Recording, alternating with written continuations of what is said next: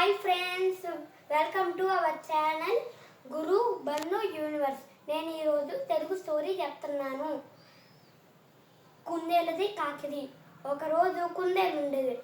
ఆ కుందేలు వేరే జంతువుల్ని ఎప్పుడు కాపీ చేయాలనుకుంటుంది. ఒకరోజు కాకి కనిపించింది దానికి. ఆ కాకి చెట్టు పైన కూర్చొని ఏమి చేయకుండా ఉంది. ర్యాబిట్ కూడా అదే చేయడానికి కాకిలాగా కింద కూర్చొని అలా చేస్తుంది.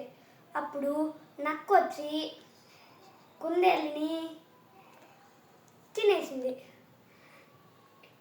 ఈ స్టోరీకి మోరల్ ఏంటంటే మీరు ఎప్పుడైనా కూర్చొని ఏం చేయకుండా అలానే ఉండాలంటే మీరు పైన కూర్చోవాలి, లేకపోతే మన సేఫ్ ప్లేస్లో కూర్చోవాలి. ధన్యవాదాలు.